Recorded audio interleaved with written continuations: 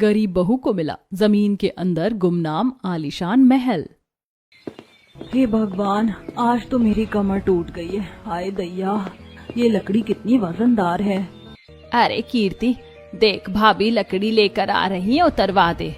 इतनी दूर से ले आई हैं भाभी तो क्या उतार नहीं सकती? उतार भी लेंगी। अरे ननद जी, थोड़ी सी मदद कर दो, अब हालत खराब हो रही है। माँ, ये मेरा काम नहीं है, मैं नहीं करवाऊंगी। गरीबी में पेट खाली फटे, लेकिन तेरे नखरे इतने नवाबी कि न घरे जाती या उठाओ लाठी। मालती कीर्ति का कान जोर से मरोड़ती है। फिर कीर्ति बड़ी भाभी के साथ लकड़ियों का गट्ठर लेकर घर में आती है। गट्ठर अंदर रखते ही मैथिली ने थकी हुई सांस ली। पूरे घर में सन्नाटा था, लेकिन उसे तसल्ली थी कि अब 2 दिन तक चूल्हे की चिंता नहीं रहेगी। माँ जी, अब 2 दिन के लिए तो लकड़ियों की जरूरत ही नहीं पड़ेगी। जैसे तैसे जंगल से इतना बड़ा गट्ठर उठा लाई हूँ, कमर टूट गई है, लेकिन चलो चूल्हा जल जाएगा। बेटा, भगवान तुझे हमेशा खुश रखे, तेरे भरोसे ही तो ये घर चल रहा है। बेटा, अब बहुत भूख लग रही है, दवा भी खानी है। अरे जल्दी से कुछ बना दे, नहीं तो दवा खाली पेट नहीं खा पाऊंगा। जी पापा जी, अभी बनाती हूँ। पहले लकड़ियाँ ठीक से जमा देती हूँ, फिर चूल्हा जलाती हूँ। मैथिली और कीर्ति दोनों मिलकर लकड़ियों को आंगन के एक कोने में करीने से जमा देती हैं। भाभी इतनी सारी लकड़ियाँ अकेले कैसे उठा लाई? मैं होती तो आधे रास्ते में ही बैठ जाती। क्या करे ननद जी, मजबूरी इंसान से सब कुछ करवा देती है। घर का चूल्हा जलाना हो तो दर्द भी छोटा लगने लगता है। लकड़ियां रखने के बाद मैथिली रसोई में जाती है। अरे बस 2 मुट्ठी चावल बचे हैं और ये थोड़ा सा आटा है। तभी मालती भी धीरे धीरे रसोई तक आ जाती है। बेटा एक काम कर, 2 मुट्ठी दाल भी रखी है, आज दाल रोटी ही बना दे। जितना है उसी में काम चला लेंगे। जी माँ जी, जो है उसी से बना देती हूँ। भगवान कल का इंतजाम जरूर करेगा। मैथिली पतली पतली दाल बनाती है। दाल में तड़का लगाने के लिए न घी था, न तेल, न ही मसाले। वो केवल नमक डालकर दाल उबाल देती है, फिर थोड़ा सा आटा गूंथकर बहुत पतली पतली रोटियां बेलती है। काश आज थोड़ा सा तेल या घी होता, कम से कम बच्चों को स्वाद तो मिल जाता। थोड़ी देर बाद वो सबके सामने खाना परोस देती है। बहू, ये क्या बनाया है?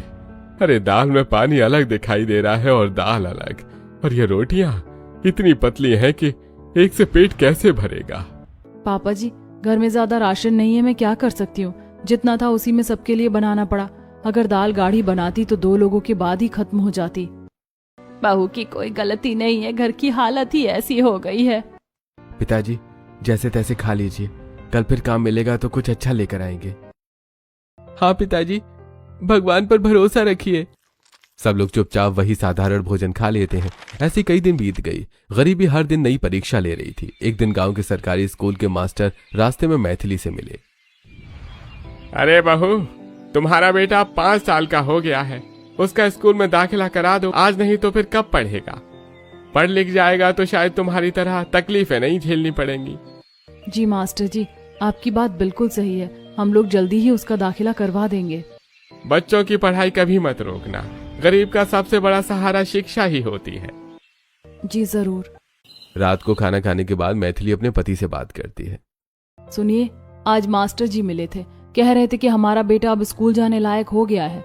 वो भी रोज स्कूल जाने की जिद करता है, लेकिन हमारे पास पैसे नहीं है। कुछ तो कीजिए। मैथिली, मैं रोज कोशिश करता हूँ, सुबह से शाम तक मजदूरी के लिए खड़ा रहता हूँ, लेकिन काम ही नहीं मिलता। सरकारी स्कूल में भी कॉपी किताब और यूनिफॉर्म के लिए पैसे चाहिए, हमारे पास वो भी नहीं है।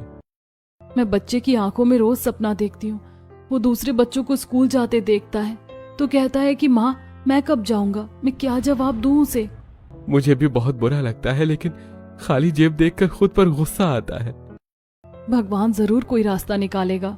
अगली सुबह दोनों भाई काम की तलाश में चौराहे पर पहुंच जाते हैं। आज शायद कोई ठेकेदार आए। हाँ भैया, आज काम मिल जाए तो। घर में राशन भी खत्म होने वाला है। सुबह से दोपहर और दोपहर से शाम हो जाती है। कई मजदूर काम पर चले जाते हैं, लेकिन दोनों भाइयों को कोई काम नहीं मिलता। चल ललित, आज भी किस्मत खराब रही। हाँ भैया, खाली हाथ घर लौटना सबसे मुश्किल लगता है। ऐसी कई दिन बीत गए। घर में राशन की कमी बढ़ने लगी। मैथिली रोज जंगल जाकर लकड़ियां बीन कर लाती और चूल्हा जलाती। जब तक हाथ पैर चल रहे हैं तब तक हार नहीं मानूंगी। कम से कम घर का चूल्हा तो बुझने नहीं दूंगी।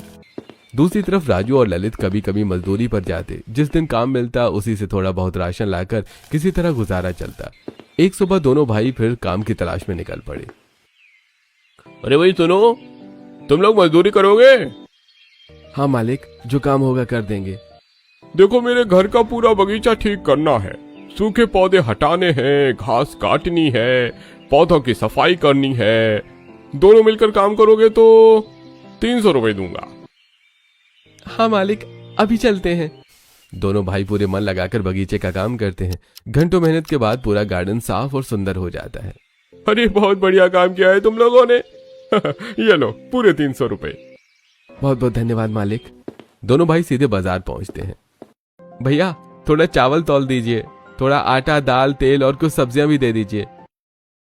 और कुछ चाहिए? हाँ बस भाई आज इतना ही काफी है। दोनों भाई राशन लेकर खुशी खुशी घर पहुंचते हैं।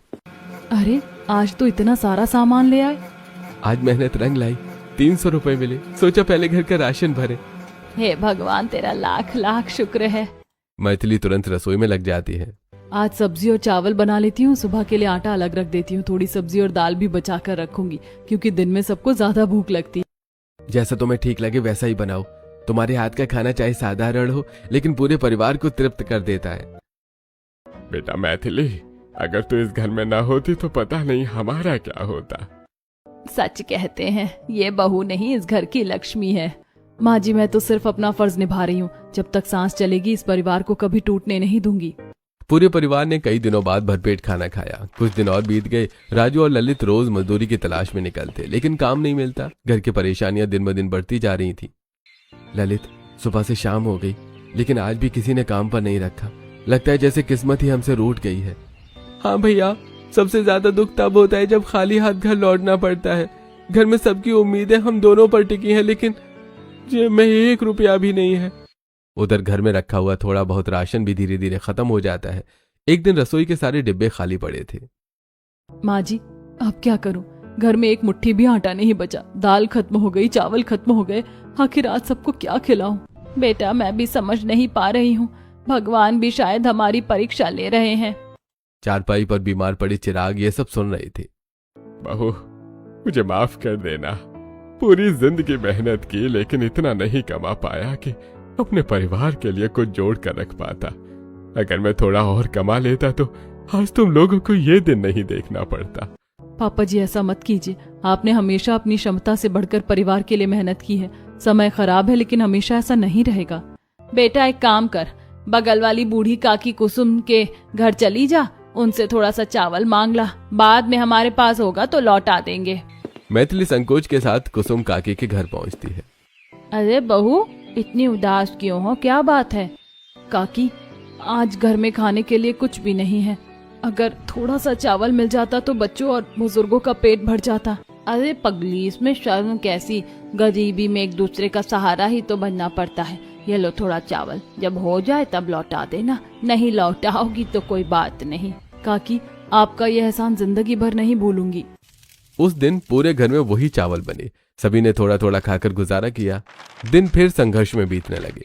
मैथिली रोज जंगल से लकड़ियां लाती। कभी कभी कुसुम काकी थोड़ा आटा या चावल दे देती। बदले में मैथिली उन्हें जलाने की लकड़ियां दे आती। बहू, तू हर बार लकड़ियां क्यों दे जाती है? काकी, बिना बदले कुछ लेना अच्छा नहीं लगता। ये लकड़ियां रख लीजिए, आपका भी चूल्हा जल जाएगा। भगवान तुझे बहुत सुख देगा बेटी। कुछ दिनों बाद फिर राजू और ललित को मजदूरी मिलने लगी। 2 वक्त के खाने का इंतजाम जैसे तैसे होने लगा। उसी मोहल्ले में सोनाली और उसका बेटा जीतू भी बहुत गरीबी में रहते थे। एक दिन उनके घर में खाने को कुछ भी नहीं था। बेटा जीतू, आज घर में चूल्हा भी नहीं जला, समझ नहीं आ रहा क्या करें। माँ, भूख तो मुझे भी लगी है लेकिन मजबूरी है। दोनों धीरे धीरे मालती के घर पहुंचते हैं। अरे सोनाली, बाहर क्यों खड़ी हो? अंदर आओ। नहीं बहन, ऐसे ही आई थी। जैसे हम हैं वैसे ही तुम भी हो। आओ, आज हमारे साथ बैठकर खाना खाओ।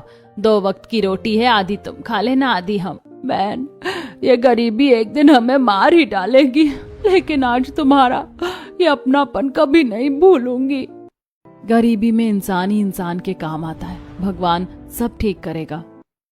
दूसरी तरफ ललित फिर काम की तलाश में निकलता है, लेकिन उस दिन भी उसे कोई काम नहीं मिलता। भाभी, मुझसे नहीं हो रहा है। हर दिन उम्मीद लेकर जाता हूँ और हर दिन खाली हाथ लौट आता हूँ। देवर जी, हिम्मत मत हारो। मेहनत करने वालों का भगवान जरूर साथ देता है। चलो, मैं जंगल लकड़ियां बीनने जा रही हूँ, तुम भी मेरे साथ चलो। ठीक है भाभी, कम से कम आपका साथ रहेगा तो मन भी हल्का हो जाएगा। दोनों जंगल की ओर जा रहे थे, तभी उन्हें एक लड़की की जोर जोर से चीखने की आवाज सुनाई देती है। बचाओ, कोई बचाओ, छोड़ दो मुझे। 4 बदमाश उसे घेर कर बदतमीजी कर रहे थे और उसका दुपट्टा खींच रहे थे। अरे बदमाश, एक अकेली लड़की को हाथ लगाते हुए शर्म नहीं आती? चल हट, अपना काम कर। ललित बिना डरे चोरों से भिड़ जाता है। काफी देर तक हाथापाई होती है और आखिरकार चारों गुंडे भाग जाते हैं। धन्यवाद, अगर आप नहीं आते तो आज पता नहीं मेरे साथ क्या हो जाता। तभी मैथिली भी वहां पहुंच जाती है। अरे ललित, क्या हुआ यहाँ? भाभी, ये लड़की जंगल में लकड़ियां बीनने आई थी। 4 गुंडे से परेशान कर रहे थे। तुम्हारा नाम क्या है? घर में कौन कौन है? मेरा नाम पूर्वी है। बचपन में ही माँ बाप चल बसे। मैं अकेले झोपड़ी में रहती हूँ और लकड़ियां बीन कर पेट पालती हूँ। ये गुंडे मुझे अक्सर परेशान करते हैं। आज तो इन्होंने सारी हदें पार कर दी। अब जीना भी मुश्किल लगने लगा है। पूर्वी की हालत देखकर मैथिली और ललित को उस पर दया आ जाती है। उन्हें बिल्कुल ठीक नहीं लगता कि पूर्वी को ऐसे जंगल में छोड़े। भाभी, क्यों ना इसे अपने घर ले चले? वैसे भी इसका कोई नहीं है। हाँ, मुझे भी यही ठीक लगता है। जब तक कोई सहारा नहीं मिलेगा ये ऐसे ही परेशान होती रहेगी। तीनों घर पहुंचते हैं। पूर्वी भी अभी डरी हुई थी। बेटी, कौन हो तुम? इतनी घबराई हुई क्यों हो? माँ जी, मेरे माँ बाप बचपन में ही गुजर गए। मैं अनाथ हूँ। छोटी सी झोपड़ी में रहती हूँ। बहुत गरीब हूँ। लोग हर समय ताने देते हैं और परेशान करते हैं। हाय राम, इतनी छोटी उम्र में इतना दुख। रात को मालती और मैथिली आपस में बात करती है। मैथिली, एक बात कहूँ, ललित की शादी तो करनी ही है। मुझे लगता है अगर पूर्वी तैयार हो तो उसकी शादी ललित से कर देनी चाहिए। माँ जी, क्या ये ठीक रहेगा? बेटा, हम इतने गरीब हैं कि कोई अपनी बेटी हमें देगा नहीं, और पूर्वी जैसी सीधी लड़की को भी एक परिवार मिल जाएगा। मुझे तो यही सही लगता है। अगले ही दिन पूरे मोहल्ले में बातें शुरू हो जाती हैं। अरे, इनके बेटे को कौन अपनी बेटी देगा, इसीलिए अनाथ लड़की को घर उठा लाए हैं। गरीबों की शादी भी गरीबों से ही होती है। चलो, बिना दहेज की बहू मिल गई। बस कीजिए आप लोग। किसी की मजबूरी का मजाक उड़ाना बहुत आसान होता है। पहले खुद उनके जैसा जीवन जीकर देखिए। हमने किसी का हक नहीं छीना। एक बेसहारा लड़की को परिवार दिया है, इसमें शर्म की नहीं गर्व की बात है। जिसे जो कहना है कहे। हमें अपने फैसले पर कोई पछतावा नहीं है। कुछ दिनों बाद गांव के मंदिर में सादगी से ललित और पूर्वी का विवाह करा दिया जाता है। बेटा, जैसे हम सब 2 रोटी खाकर जी रहे हैं, वैसे ही तुम भी हमारे साथ रहोगी। हमारे घर में दौलत नहीं है, लेकिन अपनापन बहुत है। विवाह के बाद पूर्वी का गृह प्रवेश हुआ। वो इस घर की छोटी बहू बन चुकी थी। अब वो हर काम में अपनी जेठानी मैथिली का हाथ बटाने लगी। दीदी, अब आप अकेली जंगल नहीं जाओगी। जहाँ आप जाओगी मैं भी वहीं जाऊंगी। इस घर की जिम्मेदारी अब हम दोनों की है। पूर्वी, तू अभी नई बहू है, थोड़ा आराम कर। दीदी, इस घर ने मुझे परिवार दिया है। अब इस परिवार के लिए मेहनत करना मेरा भी फर्ज है। दोनों बहुएं रोज सुबह जंगल जाती है, लकड़ियां बीनती और घर का चूल्हा जलाती। उधर राजू को कभी कभी मजदूरी मिल जाती थी, लेकिन ललित को लगातार काम नहीं मिल रहा था। वो दिन भर चौराहे पर खड़ा रहता और शाम को खाली हाथ लौट आता। भैया, समझ में नहीं आता भगवान मेरी कैसी परीक्षा ले रहे हैं। रोज उम्मीद लेकर जाता हूँ और रोज खाली हाथ लौट आता हूँ। हिम्मत मत हार ललित, मेहनत करने वाले का वक्त जरूर बदलता है। इधर मोहल्ले वालों ने अब कीर्ति को भी ताने देना शुरू कर दिया था। अरे कीर्ति, पहले तो गरीब घर की बहू ले आए, अब तेरी शादी भी किसी गरीब के घर ही करेंगे। अरे, इनके घर में कौन अपनी लड़की देगा और कौन अपने लड़के की शादी करेगा? मैंने किसी का क्या बिगाड़ा है जो लोग मुझे इतना सुनाते हैं? अब ये सब सुनकर मालती और चिराग का दिल टूट जाता है। हे भगवान, हमारे बच्चों की किस्मत में इतना दुख क्यों लिखा है? गरीबी इंसान से उसका सम्मान भी छीन लेती है। ऐसे कुछ दिन और बीत जाते हैं। सुनो जी, जेठ जी को तो अभी कभी कभी मजदूरी मिल जाती है, लेकिन आपको नहीं मिल रही। क्यों ना आप हमारे साथ जंगल चलो। हम तीनों लकड़ियां बीनेंगे और आप बाजार में बेच आना। इससे घर में कुछ पैसे आने लगेंगे। बात तो तुम्हारी बिल्कुल ठीक है। मेहनत कोई छोटी नहीं होती। बस यही समझदारी चाहिए। जो काम मिले ईमानदारी से करना चाहिए। अगले ही दिन से ललित भी दोनों बहुओं के साथ जंगल जाने लगा। कीर्ति, तू भी इनके साथ जाया कर। 4 लोग रहेंगे तो काम भी जल्दी होगा और जंगल में डर भी नहीं लगेगा। ठीक है माँ, मैं अभी चली जाती हूँ।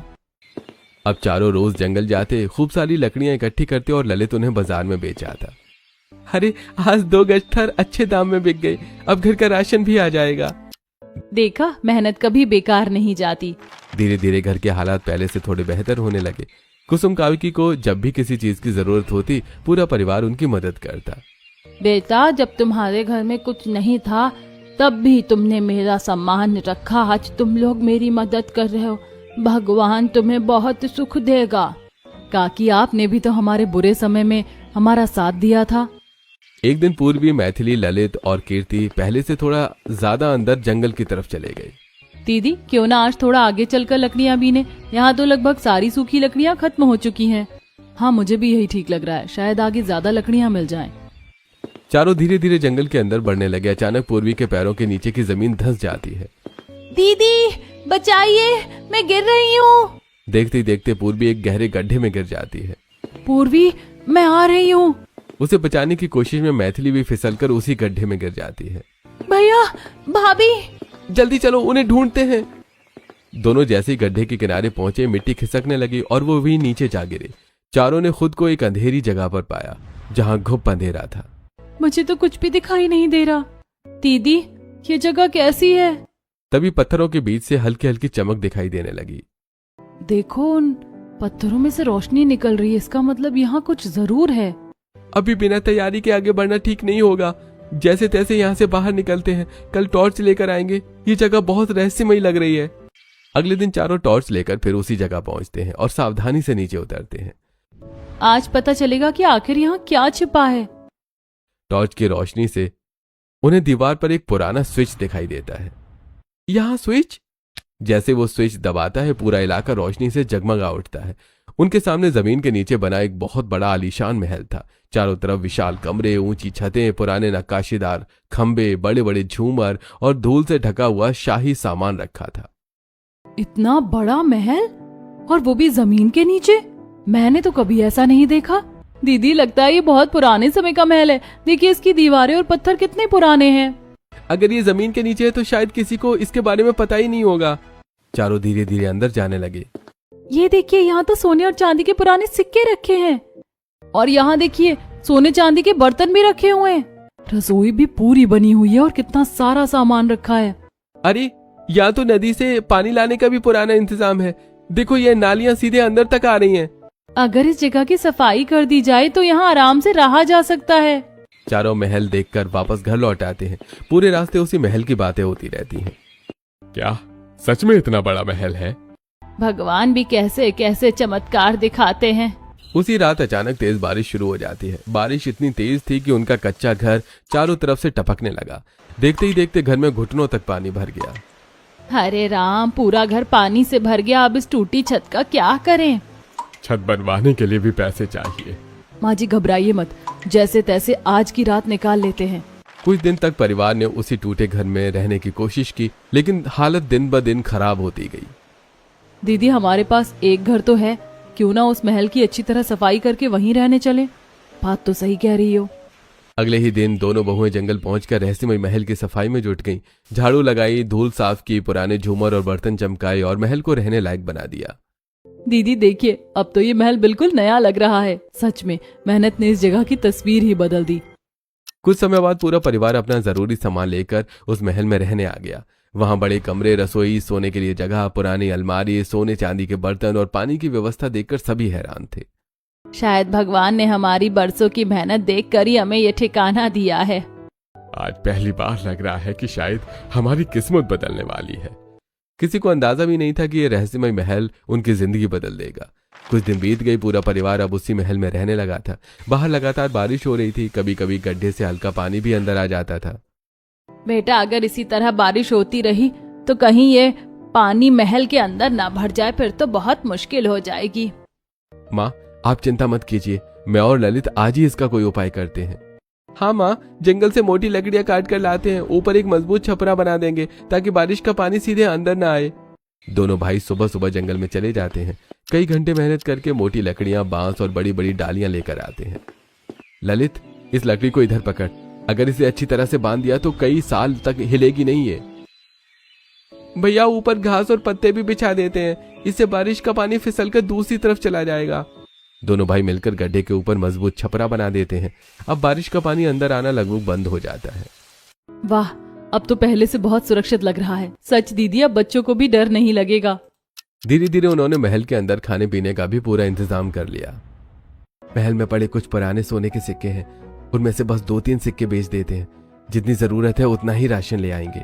ध्यान रहे, जरूरत से ज्यादा कुछ नहीं करेंगे। ये जगह हमारी नहीं है, हमें इसका गलत फायदा नहीं उठाना चाहिए। हाँ दीदी, भगवान ने हमें सिर छिपाने की जगह दी है, लालच नहीं करना चाहिए। राजू और ललित 2 पुराने सिक्के बेचकर चावल, आटा, दाल, तेल, नमक, मसाले और जरूरी चीजें खरीद लाते हैं। सभी डिब्बे फिर से भर जाते हैं। कितने दिनों बाद रसोई के सारे डिब्बे भरे हुए देख रही हूँ। हे भगवान, तूने हमारी लाज रख ली। रहने और खाने का इंतजाम हो जाने के बाद भी दोनों बहुएं अपना संघर्ष नहीं छोड़ती थी। दीदी चलिए जंगल चलते हैं। हाँ, मेहनत छोड़ देंगे तो जीवन का मूल्य भूल जाएंगे। तुम दोनों चिंता मत करो, जितनी लकड़ियां लाओगी मैं बाजार में बेच आऊंगा। हम मेहनत की कमाई से ही घर चलाएंगे। महल में जो है उसे केवल बहुत जरूरत पड़ने पर ही छुएंगे। एक दिन दोनों बहुएं खूब सारी लकड़ियां बीन कर लाती हैं। ललित उन्हें बेचने के लिए बाजार जाता है। लौटते समय वो पुराने घर की तरफ जाता है। अरे ये क्या हो गया? लगातार बारिश के कारण कुसुम काकी की झोपड़ी पूरी तरह भीग चुकी थी। दूसरी तरफ सोनाली और जीतू का घर भी पानी से भर गया था। बेटा अब कहाँ जाए, घर में खड़े होने की भी जगह नहीं बची। जीतू देख, सारा सामान भीग गया, अब हम कहाँ रहेंगे? माँ, कुछ समझ नहीं आ रहा। ये सब देखकर ललित का मन भर आता है। शाम को वो महल लौटकर सारी बात बताता है। भाभी, माँ, आज कुसुम काकी और सोनाली दीदी का घर देखकर दिल रो पड़ा। बारिश ने सब बर्बाद कर दिया। तो फिर क्या सोच रहे हैं, उन्हें भी यहीं ले आते हैं?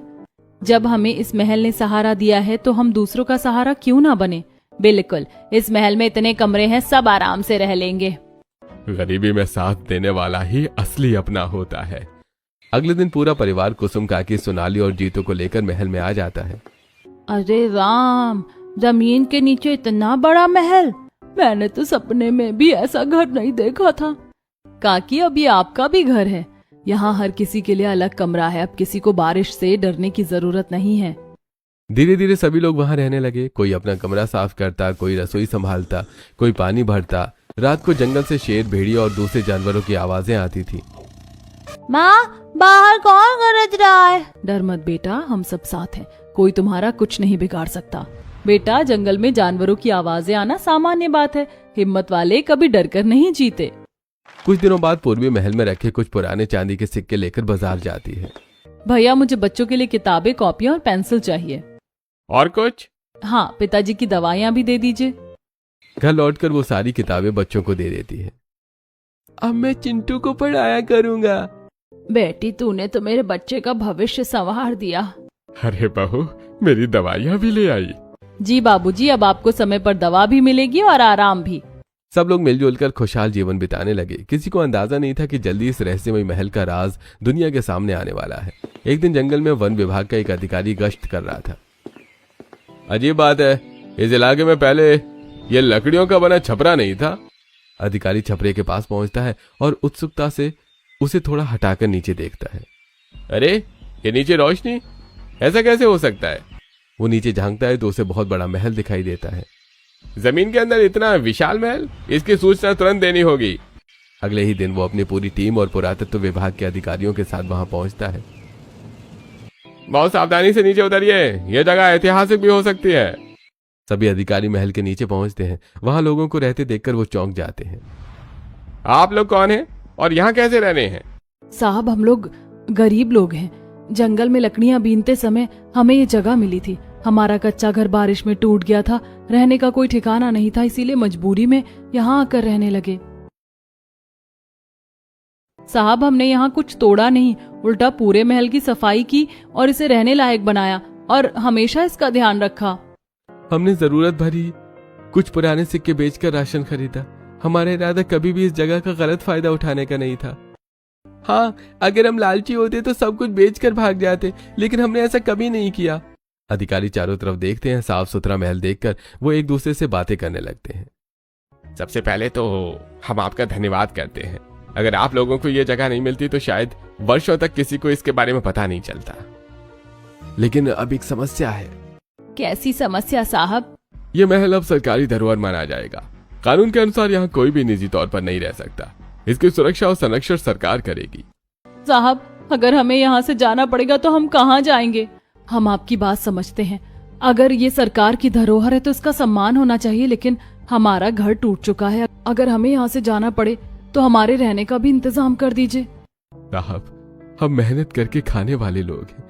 हमें किसी की मुफ्त की दौलत नहीं चाहिए, बस सिर छुपाने के लिए एक सुरक्षित जगह चाहिए। अधिकारियों ने एक दूसरे की ओर देखा। परिवार की ईमानदारी और संघर्ष ने उन्हें प्रभावित कर दिया था।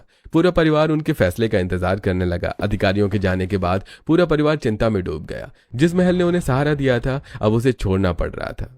अब क्या होगा बेटा? इतने दिनों बाद तो भगवान ने हमें रहने की अच्छी जगह दी थी। अगर यहाँ से भी जाना पड़ा तो हम फिर कहाँ जाएंगे?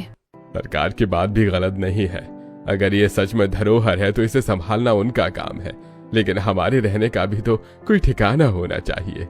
माँ जी, हम किसी का हक नहीं छीनना चाहते, लेकिन अपनी बात सरकार के सामने जरूर रखेंगे। अगर हमने ईमानदारी दिखाई तो सरकार भी हमारी मजबूरी जरूर समझेगी। दीदी बिल्कुल सही कह रही है। हम सब मिलकर अधिकारियों से विनती करेंगे कि हमें रहने के लिए घर और थोड़ा सहारा दे दिया जाए। अगले दिन पूरा परिवार सरकारी अधिकारियों से मिलने पहुंचता है। साहब, हम आपकी बात मानते हैं। ये महल सरकार की धरोहर है और हम इसे खुशी खुशी खाली कर देंगे, लेकिन हमारा एक ही निवेदन है कि हमारे पास रहने के लिए कोई घर नहीं है। साहब, हमने इस महल का भी गलत फायदा नहीं उठाया। हमने इसे संभाल कर रखा, इसकी सफाई की और जितनी जरूरत थी उतना ही इस्तेमाल किया। अब हम बस अपने परिवार के लिए एक छोटा सा घर चाहते हैं। हम मेहनत करके खाने वाले लोग हैं। हम किसी की दौलत नहीं चाहिए, बस रहने का सहारा और काम मिल जाए। अगर हमें रोजगार मिल जाएगा तो हम अपनी मेहनत से परिवार का पालन पोषण कर लेंगे। अधिकारी उनकी बातें ध्यान से सुनते हैं। देखिए, आप लोगों जैसी ईमानदारी आज के समय में बहुत कम देखने को मिलती है। मैं आपकी पूरी बात अपने वरिष्ठ अधिकारियों तक जरूर पहुंचाऊंगा। अधिकारी राजधानी पहुंचकर अपने उच्च अधिकारियों के साथ बैठक करते हैं। सर, जंगल के नीचे एक बड़ा ऐतिहासिक महल मिला है। वहां सोने चांदी के सिक्के, बर्तन और कई ऐतिहासिक वस्तुएं सुरक्षित है। खास बात यह है कि उस गरीब परिवार ने उस धरोहर का गलत इस्तेमाल नहीं किया। क्या क्या उन्होंने सच में किसी चीज की लूटपाट नहीं की?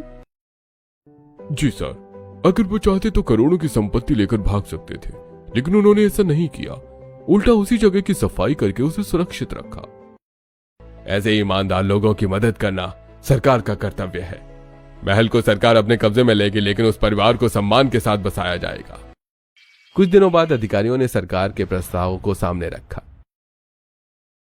सर, मेरा सुझाव है कि इस परिवार की महिलाओं के नाम पर सरकारी आवास दिए जाए। साथ ही कुसुम काकी और सोनाली को भी रहने की जगह दी जाए, क्योंकि वो भी बेघर है। प्रस्ताव मंजूर किया जाता है। सभी पात्र परिवारों के लिए सरकारी कॉलोनी में मकानों की व्यवस्था की जाए। यह खबर सुनकर पूरा परिवार खुशी से झूम उठता है। भगवान, आज तूने हमारी सुन ली।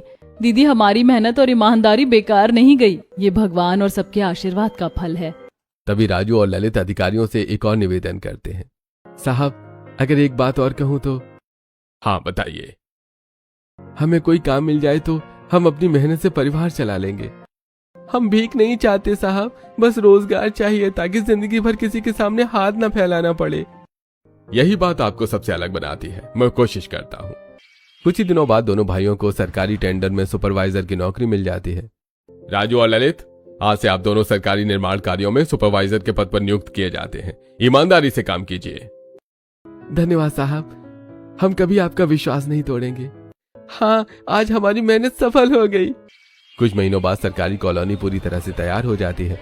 मैथिली, पूर्वी, मालती, चिराग, राजू, ललित और कीर्ति अपने नए घर में रहने आ जाते हैं। वहीं कुसुम काकी और सोनाली को भी अलग अलग सरकारी मकान मिल जाते हैं। अगर उस दिन तुम लोगों ने हमारा हाथ ना थामा होता तो शायद आज भी हम बारिश में भीग रहे होते। भगवान तुम दोनों बहुओं को हमेशा खुश रखे। समय के साथ सबकी जिंदगी पटरी पर लौटने लगी। एक दिन फिर से सरकारी अधिकारी उनके घर आते हैं। आज हम एक बहुत बड़ी खुशखबरी लेकर आए हैं। जी साहब। सरकार ने फैसला किया है कि जिस ऐतिहासिक धरोहर की खोज आपने की और जिस ईमानदारी से सुरक्षित रखा, उसके लिए आपको सम्मानित किया जाएगा। कुछ दिनों बाद जिला मुख्यालय में एक बड़ा सम्मान समारोह आयोजित किया जाता है। आज हम दो ऐसी महिलाओं का सम्मान कर रहे हैं जिन्होंने गरीबी से भी ईमानदारी नहीं छोड़ी। इसलिए सरकार मैथिली और पूर्वी को धरोहर संरक्षण सम्मान प्रदान करती है। पूरे हॉल में तालियों की गड़गड़ाहट गूंज उठती है। ये सम्मान सिर्फ हमारा नहीं, हमारे पूरे परिवार का है। हमने तो सिर्फ अपना फर्ज निभाया था। हमें इतना बड़ा सम्मान मिलेगा हमने कभी सोचा भी नहीं था। सम्मान के साथ सरकार उन्हें पुरस्कार राशि भी देती है। अब सबसे पहले पिताजी का पूरा इलाज करवाएंगे। हाँ, और कीर्ति की शादी भी अच्छे घर में करेंगे। अब मेरी बेटी को कोई गरीबी का ताना नहीं देगा। कुछ समय बाद चिराग का अच्छे अस्पताल में इलाज कराया जाता है। उनकी तबीयत पहले से काफी ठीक हो जाती है। बेटा, आज मैं अपने पैरों पर खड़ा हूँ, ये सब तुम लोगों की वजह से है। मैथिली के बेटे और सोनाली के बेटे को अच्छे सरकारी स्कूल में दाखिला मिल जाता है। दोनों बच्चे मन लगाकर पढ़ाई करने लगते हैं। बेटा, खूब पढ़ लिख कर बड़ा आदमी बनना, ताकि किसी गरीब को कभी मजबूरी में रोना ना पड़े। जी माँ। कुछ महीनों बाद कीर्ति की भी एक अच्छे और समझदार परिवार में शादी हो जाती है। आज जो खुशियाँ मुझे मिली हैं, उसमें आप दोनों का सबसे बड़ा हाथ है। धीरे धीरे सबकी जिंदगी बदल गई। राजू और ललित ईमानदारी से नौकरी करने लगे। कुसुम काकी और सोनाली सम्मान से रहने लगी। मैथिली और पूर्वी पूरे इलाके में मेहनत, ईमानदारी और साहस की मिसाल बन गई। अगर आपको ऐसी प्रेरणादायक कहानियां पसंद है तो चैनल को लाइक, सब्सक्राइब और शेयर जरूर करें।